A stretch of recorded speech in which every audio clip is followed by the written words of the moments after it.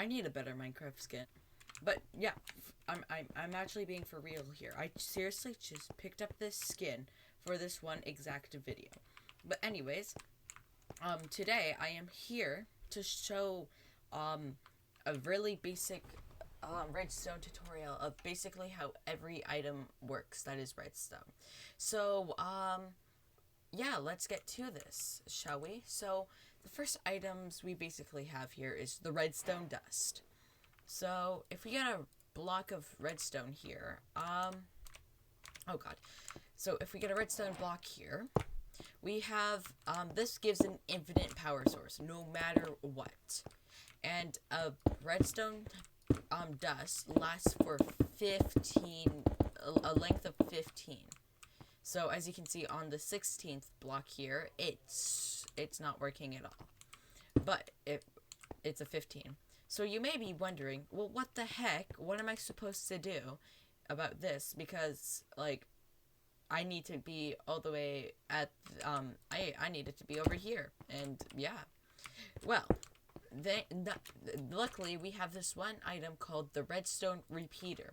So what the redstone repeater does, if you place it like this, it basically resets the power source to go back to the first strength. And then it goes down again, basically. So, one thing about this here, may see how it's like this two redstone torches, and there's this one here where it like has this big line. Well, every time you hit this, it goes further. And this is basically a delay thing. So when it's at the bottom here, the delay will be 0.2 seconds, or 1 tick. Wait, no, sorry, 0.1 seconds is 1 tick. So if we set it to here, that's 0.4 seconds, or 4 ticks. So if we, you know what, just for example, I'm going to get a switch here, because we all know, well, a lever. Like, if you don't know what a lever is, dang. So if we get a lever here, you can see how there's like a slight delay before it turns on. And if we have it like this, it's basically instantly. So, yeah, that's a redstone repeater. Now, a redstone torch. So a redstone torch is like the redstone brick. Let's just call it that. But let's say this. We give it another redstone power. Oh, wait, I did this wrong. Oh, my. Here. If we do this, and then power a block like this, you'll notice it turns off.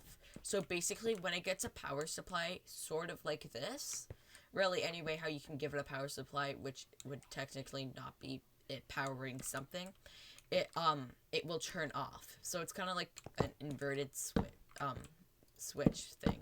It's weird. Alright, so for the next part here, let's, talk about the redstone comparator. So, a lot of people are so confused on what this object does. It's got these two weird, redstone torches here, and this one button here. Like, what does it do? It makes no sense. What the heck? So, basically, whatever power supply here, it's kind of like the redstone repeater, actually. But instead of it setting the signal strength to its maximum, it basically reproduces how strong that is. So, like this one here, it's the third lowest one. It will start again at the third lowest one. So, if we, like, count this here, 1, 2, 3, 4, 5, 6, 7, 8, 9, 10, 11, 12, 13, 14. So you can see it stops at the 14th one when it's supposed to be the 15th. So, yeah, that's interesting, isn't it? But another thing this comparator will do, if you make another power supply this way, here, it's pretty much a switch of some sort.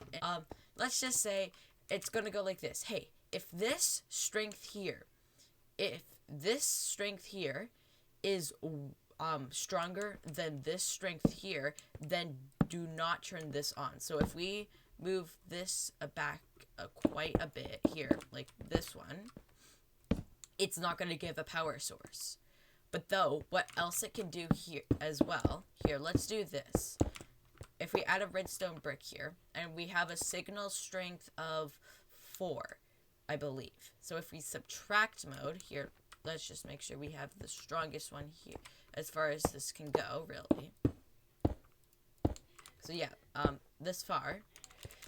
If we click this red button here, it goes into subtract mode. So it basically is this subtract by the strength of this. So it, as you can see, it's definitely gotten lower.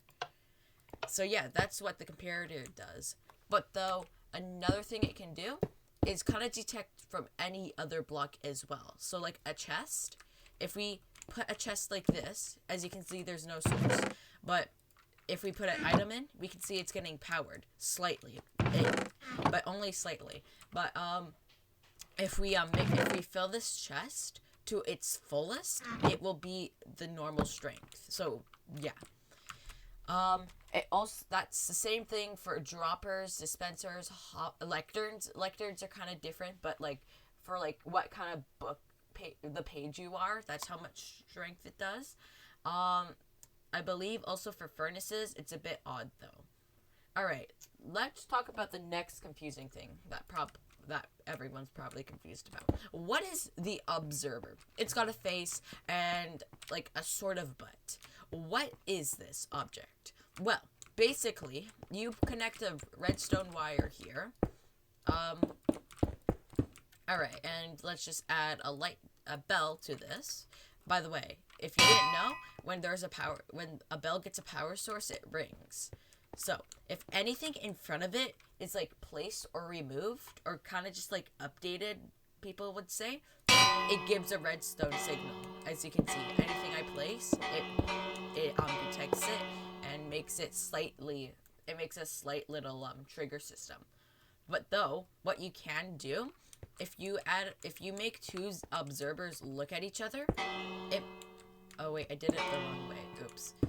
If we do this, as you can see, they're both triggering each other multiple times because this is technically the blocks updating. So you could do something annoying like this, or like with a piston, do something like this. Hold on. Oh, right. You could do something annoying like this. Yes, very annoying, so let's stop that. What else do we got here? Okay, a skulk sensor. So a skulk sensor basically is, well,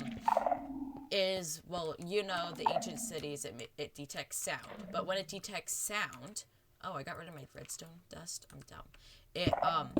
It gives out a redstone signal. And if we use a comparator with that, depending on how loud the item is a signal strength. So, like, for example, when I'm placing these blocks here, like if I add a piston here, it's quite strong. But if I'm walking around, it's quite weak. Or if I jump, it's always different. It's quite weird. So yeah. Let's see. So, dispenser and droppers. So, a dropper is basically, here, let's actually, yeah. So, a dropper, you put something in here, oh, you can do that in this game? Oh, that's cool. If you add a power source here, so, like, let's just say, what do I have here? Let's do a lever again. If we connect to this lever, it drops the item a bunch of, as many times as you want, as long as it turns off the power and turns it back on.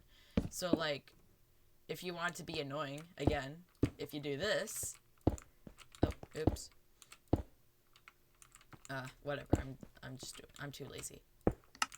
And then we kind of got an infinite source here of it dropping, no matter what. Yeah, that's quite cool. But then a dispenser, what a dispenser does here, let's pick this item up. If we get a dispenser here, let's just make that stop. If you put in anything that is like, if you're trying to use it for like to make an item, like if you're trying to spawn in a egg here, as you know, you can do this. But though, if you add this into the dispenser, give it power, it's going to make that spawn. Same with arrows. So like instead of using a bow, you can use you can just place arrows in here, and when it gives a power source, it shoots the arrow. Um, so yeah, that's quite cool as well. All right, for our next thing, let's go in here. Daylight sensor. So what a daylight detector. It basically detects what time of day is, and gives out a redstone signal. Yeah, that's basically what it does. If you switch it, it goes into night mode, and yeah, so night mode, day mode. So if this was night, it would be giving out a power source. That's basically what it does. But though, if it's like morning or noon, it won't give as strong as a source. It will be half. But yeah. Um, what else? Hmm. Ah, yes, the tripwire hook. Um, so if you don't know this from going to a jungle temple, dang. So if we get a string here and connect these together like this, it makes these like hook things come down. And when you go through them, here, let's just get a source here. It triggers a redstone source. So it's kind of like a little way to trick your friends to fall into a trap. But though if you're trying to make a trap, just use a skulk sensor. You can like dig this down into the ground here, and then like cover this, and it will still detect stuff. So like that's the best way how you can I can't miss that. But yeah, that's probably the best way to hide like traps. But to be honest, if you guys don't know how buttons and pressure plates work, yeah, that's kind of a you problem. I'm not explaining those. So like, yeah, that's basically how basic redstone works. What everything does. Targets. Oh wait, targets. Targets are basically when they get shot, it will give a redstone source, and if you add a comparator to that end here, depending on how well you shoot, like in the center, a better redstone source it will be. But okay, that's basically it now. I think because if you guys don't know how pistons work and sticky pistons, just try it out yourself, really. So I'm gonna say that's pretty much it for my really simple tutorial of what everything does. This was take 2 of what I did. The last one was 40 minutes in because I kept on forgetting to tell you stuff. Yeah, I hope you guys enjoyed this video. This is my first ever Minecraft video on my channel. And I'll see you. I don't know when. I barely post. Okay, bye now.